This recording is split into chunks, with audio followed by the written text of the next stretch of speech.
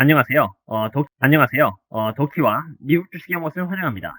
오늘은 코티라는 종목에 대해서 리뷰를 해볼까 합니다. 이것 또한 제 구독자로부터 퀘스트를 받아가지고 진행하는 그런 주식이 되겠고요. 혹시라도 특정한 종목에 대해서 봤으면 하는 그런 종목이 있다면 언제든지 저에게 코멘트를 달아주시면 제가 바로 착수할 수 있도록 하겠습니다. 참고로 말이죠. Fear and Greed 인덱스를 보시면은 지금 이제 51에서 46으로 오늘 떨어졌습니다. 나스닥에서 약 3% 정도의 하락이 있었기 때문에 이렇게 Fear and Greed 인덱스에서 좀 하락이 있었는데요. 이것은 이렇게 46이 됐다는 것은 장기적으로 봤을 때 지금 투자해도 충분히 수익을 낼 수 있는 그런 구간이라는 뜻이거든요. 물론 더 떨어지면 떨어질수록 새로 들어온 사람들 입장에서는 더 큰 수익을 벌 수 있겠지만 갖고 있는 사람들 입장에서는 조금 마음이 아프겠죠. 그렇지만 평균적으로 계속 떨어질 때마다 사놓으면 말이죠. 나중에 이게 주가가 다시 점프를 할 때 충분히 많은 수익을 낼 수 있을 것이라고 생각을 하고요. 함께 힘든 시기를 견뎌낼 수 있었으면 좋겠습니다. 지금 현재 2.92달러고요.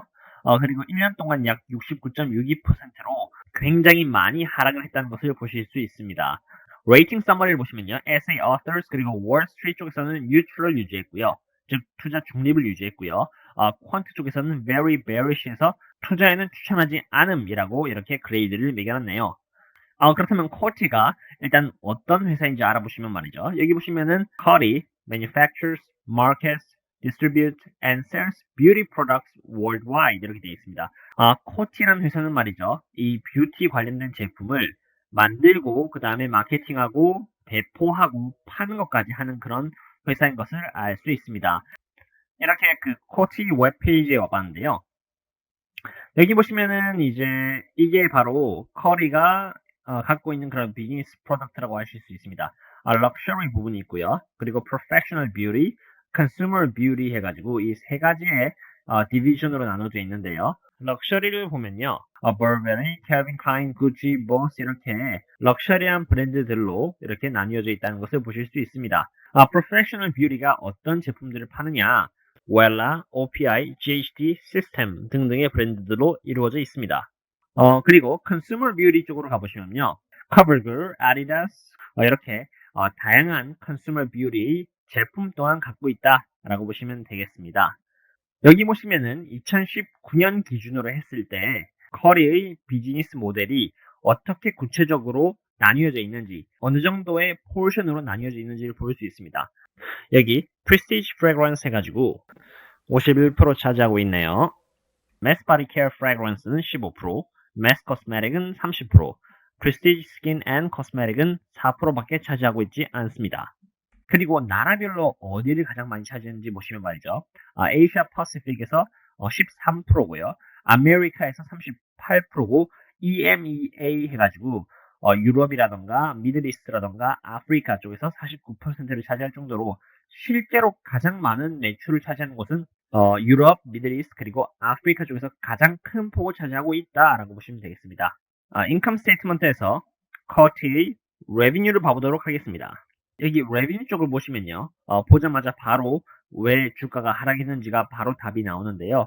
2019년 4분기 때만 해도 이렇게 2.35조의 매출을 기록했는데 2020년 3월 1분기 때부터 1.53조로 떨어지더니 2020년 2분기 때는 마이너스 1.1조의 매출액을 기록했습니다. 당연히 이 매출액의 하락은 여기 보시면은 gross profit의 하락으로 이어진다고 할 수 있습니다. 보시면요. 매출액이 높았을 때는 gross profit 또한 1.49조로 높았죠. 2019년 4분기 때는요. 그런데 2020년 1분기 때는 910밀리언 달러로 떨어졌고요. 2020년 2분기 때는 마이너스 874.40밀리언 달러로 실제로 레비뉴가 줄어든 만큼 gross profit도 줄어들었습니다. 왜냐하면 gross profit은 revenue 빼기 cost of the revenue이기 때문이죠. 그렇다면은 이제 gross margin과 profit margin 쪽을 보도록 하겠습니다. 여기 이제 gross margin 같은 경우는 말 그대로 매출액에서 cost of the revenue를 빼면은 나오는 그런 마진이라고 보시면 됩니다. 비즈니스 모델에 대한 마진이고요. profit margin 같은 경우는 회사 자체에서 처리하는 그런 비용들까지 전부 다 감안을 했을 때 결국은 회사에서 얼마나 남느냐를 보는 것이 바로 profit margin이거든요. 근데 2018년부터 시작해서 2019년에 가장 안 좋은 profit margin을 기록했고요. 지금 조금 낮아서 이제 마이너스 21.50%라는 profit margin을 기록할 것으로 보이는데 여전히 마이너스 21.50%입니다. 2020년 12월까지 이렇게 감안해서 봤을 때 말이죠. 그래서 회사 입장에서는 적자를 보고 있다 이런 뜻이 되겠고요. 이런 부분은 조금 이제 투자할 때 감안해서 고려하시는 게 나을 것 같습니다. 이번에는 EPS 즉 Earning Per Share를 보도록 하겠는데요. 여기 보시면 2020년 Fiscal Quarter 4입니다. 여기 Fiscal Quarter 4 같은 경우는 실제로는 Quarter 2, 2분기를 말하는 것이고요. 기관 쪽에서는 이제 EPS가 마이너스 0.10이 나올 것이라고 예측을 했는데 실제로 나온 지수는 마이너스 0.51로 기관들이 예측한 부분을 돌파하지를 못했습니다. 더 많은 적자가 나왔다는 뜻이죠. 참고로 이제 EPS가 오르면은 주가가 오르고 떨어지면 주가가 떨어짐으로써 깊은 릴레이션십을 갖고 있다고 보시면 됩니다.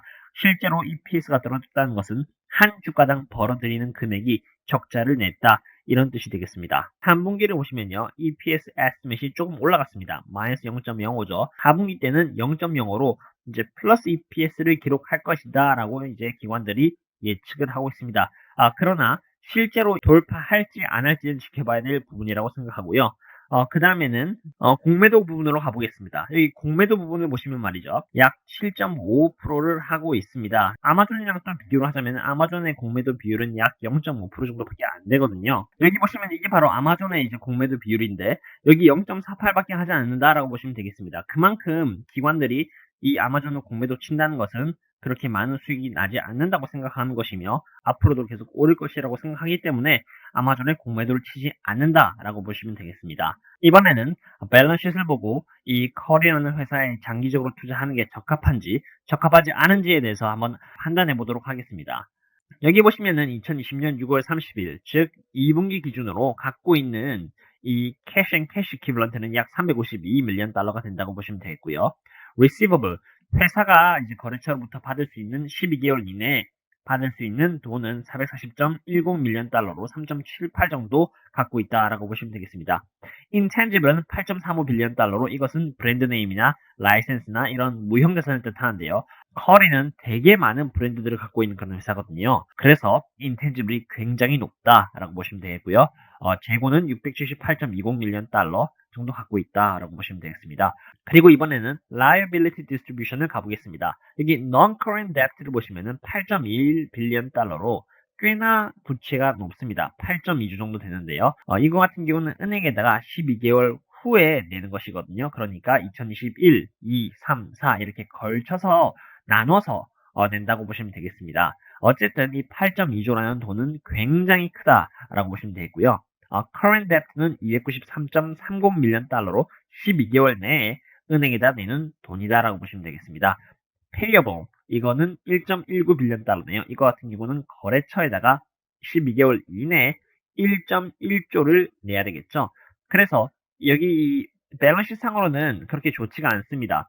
왜냐면은 갖고 있는 liability 그 부채에 비해서 소유하고 있는 캐시가 너무 적습니다. 일단 352밀리언 달러로 그 다음에 receivable 이걸로 여기 payable이랑 그리고 current debt를 어떻게든 해결을 해야 합니다. 물론 cash and cash equivalent로 여기 current debt는 해결할 수 있겠죠. 그렇지만 여기 payable 12개월 이내에 거래처에게 내야 되는 돈은 어떻게든 만들어내가지고 내야 되거든요. 이게 receivables 동반한다고 해도 부족합니다.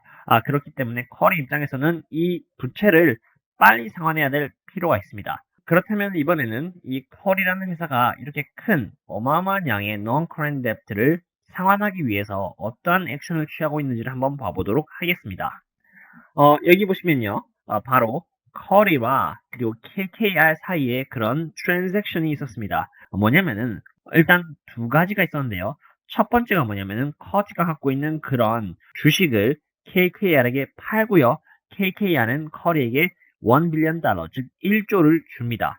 이런 거래가 있었고요. 두 번째는 커리가 갖고 있는 그런 디비전의 60%를 KKR에게 매각을 합니다. 그럼 KKR은 그 디비전에 대한 지분을 60% 갖게 되고요. 40%는 커리가 갖게 되겠죠. 그거에 대한 대가로 약 2.5빌리언 달러 정도의 돈을 이제 커리가 받게 됩니다. 그럼 좀 더 구체적으로 알아보시면 말이죠. 여기 보시면은 이 KKR이 커리 프로페셔널 앤 리테일 헤어 비즈니스 쪽으로 이제 돈을 내고 샀다는 것이거든요. 근데 이 커리 프로페셔널 리테일 헤어 비즈니스의 디비전이 4.3 빌리언 달러짜리입니다. 근데 여기서 이제 60% 정도의 그 지분을 갖고 갔다 했으니까 계산기로 두들겨 보면 말이죠.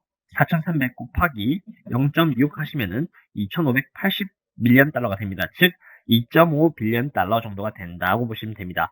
그래서 Professional and Retail Hair Business 쪽에서 웰라, 클레이롤, OPI 그리고 GHD 쪽의 지분을 약 60% 정도 갖고 가는 대가로 2.58 빌리언 달러를 이제 커리에게 주었다라고 보시면 되겠습니다. 그리고 더해서 말이죠. 당연히 60%는 KKR에 갖게 되고요. 커리는 40%의 지분을 갖게 되겠죠. 더해서 KKR은 1조를 투자하게 됩니다. 1조를 이제 커리에게 주고요. 그 대가로 커리에게 주식을 받게 되는 것이죠. 이렇게 해서 커리 입장에서는 1조 더하기 2.5조, 즉 3.5조에 달하는 그런 돈을 받게 됩니다. 이 3.5조로 말이죠. 지금 현재 갖고 있는 그 부채, 8조에 달하는 부채를 어느 정도 해소시킬 수 있고요. 이렇게 되면은 사업을 충분히 유지하면서 나갈 수 있는 것이죠. 그렇다면은 마지막으로 제 생각을 말씀드리자면 말이죠. 일단 커리의 밸런스시트를 보면은 지금 상태로는 굉장히 안 좋습니다. 8.2조에 달하는 그런 부채를 갖고 있고요. 지금 이제 KKR과의 트랜잭션이 지난다고 해도 이제 부채가 8.2에서 4.5 정도로 줄어듭니다. 그렇게 된다고 해도 여전히 커리가 갖고 있는 그런 캐시에 비해서 부채가 여전히 많거든요. 밸런스시트상으로는 확실히 안 좋은 게 분명하고요.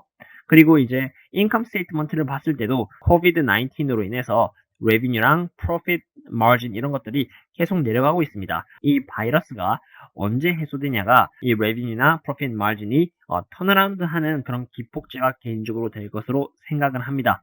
어떠셨나요, 여러분? 제 영상이 조금 도움되셨는지 잘 모르겠지만 도움되셨으면 좋겠습니다. 혹시나 제가 그 분석했으면 하는 그런 정보가 있다면은 언제든지 저한테 코멘트 남겨주시고요. 모두들에게 지금 힘든 시기일 텐데 이런 시기를 겪고 나면은 엄청난 경험이 될 것 같고요. 결국은 시간이 지나서 보면은 S&P 500, 나스닥, 다우지수 전부 다 올라와 있거든요. 그러니까 이런 시기일수록 조금 더 부자가 될 수 있다는 그런 기회에 가까워져 간다라는 것을 명심하시고요. 조금씩 투자하면서 자기의 캐파를 늘려가시면은 결국에는 투자의 성과를 얻을 수 있을 것이라고 굳게 믿고 있습니다. 그러면은 조금 더 함께 힘냈으면 좋겠고요. 다음에 찾아뵙도록 하겠습니다. See you later.